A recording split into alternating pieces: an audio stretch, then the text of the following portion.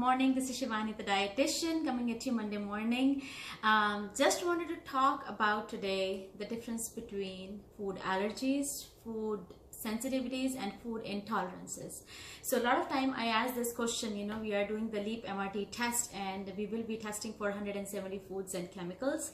So what actually we are testing for? What is it? Is it that, I have food allergies to so many foods and I have to avoid all those foods? So let me just tell you in a very simple language, not in a very clinical way, but in a very simple language. So LEAP MRT test is not a food allergy test. It is not at all that we are testing for peanut allergy or the wheat allergy. It's not an allergy test. That's a completely different test. Food allergies are like something like if somebody has peanut allergy and they have an anaphylactic reaction right away, it's life-threatening. Food sensitivities are not life-threatening. That's the big difference. Now, what is food intolerances? Food intolerance is something like lactose intolerance. So maybe you are lacking an enzyme called lactase, because of which you are having some bloating or diarrhea. That's why you have problem in the stomach. It's not because of food allergies, it's not because of food sensitivities, but it's because of the lack of enzyme, and that is why it is lactose intolerance or a food intolerance. So food intolerances, food allergies are completely different than the food sensitivity testing that we do, the LEAP MRT testing.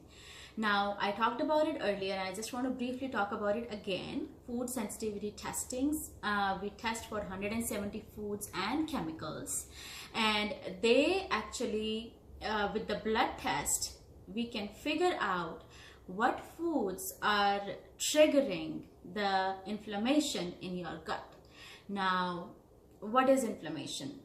Maybe we can talk in detail in the next video, but what happens is, even if you are eating in healthy food, suppose you are eating broccoli, spinach, strawberries, corn, or like gluten-free diet. So the food sensitivity testing can identify what foods are giving inflammation in a way that when you eat something, your gut treat that food not as a friend but as a foe, and then you end up releasing chemicals like histamine, prostaglandins, interleukin, that gives you inflammation. Now, 70 to 80% of your immune system is in the gut. So whatever you are eating is going to be identified, or first is going to go into your gut, and that's where your immune cells get activated. And if your immune cells think that it is a foe, not a friend, then doesn't matter what healthy food you are eating, you are going to have a reaction when your body is going to release the histamine, prostaglandins, interleukins, and they can travel all over in your body anywhere. So what happens when they are released? Basically, the problems that are related to inflammation. So it could be maybe fibromyalgia, it could be arthritis kind of symptoms like body aches and pain, or migraine, or IBS, or maybe diarrhea, constipation. It could be anything, eczema, dermatitis, or even psoriasis. So it could be anything. Now, food sensitivity help us to identify what foods you are reactive to.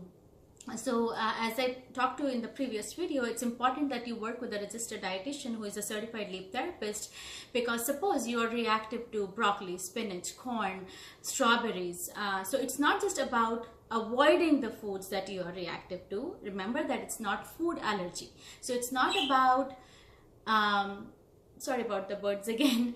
It's not about avoiding the foods. It's about what you can eat that's going to heal your gut and not harm your gut. So that's the whole protocol. And when you work with a registered dietitian, she can help you identify all the foods that you should be eating. At the same time, suppose you're not supposed to eat corn, you're just going to go ahead and maybe you'll avoid cornbread, or maybe you'll avoid corn.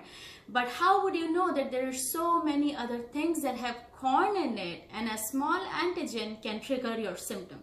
For example, a lot of canned food have citric acid. The source for that many times is corn, so you have to avoid that. I'm just talking about corn right now, but it can be any other chemical that you would need knowledge about, information about in different products, and there are gazillion products, you know, that contain corn these days in terms of corn lecithin, corn oil, corn flour, and then different sprays. There are so many things that have corn. So a registered dietitian who is a certified leaf therapist can help you identify to follow the whole protocol. So that's why it's important to work with her. But I hope I answered your question about what's the difference between the food allergies, food sensitivities, and food intolerances. They are not at all same. If you think that you have food allergies, you should go to an allergist or a primary care physician and talk to them and do an allergy test for you. Food sensitivities are not allergy tests, okay? I will see you in the next video. Maybe we can talk more about the inflammation, and if there are any topics that you want me to cover, feel free to have the comment below.